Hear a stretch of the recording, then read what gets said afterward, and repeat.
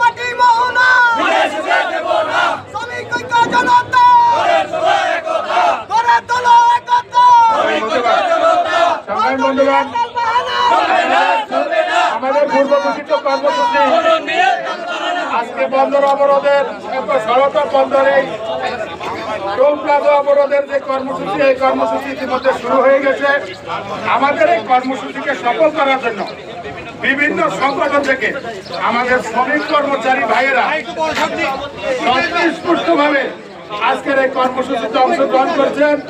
আমাদের সাথে শ্রমিক দলের বন্দর টুল রোড আসো, বন্দর টুল রোডে, কার্যকরী সভাপতি আবুল কাশেম, বন্দর টুল রোড অবরোধ করা হয়েছে।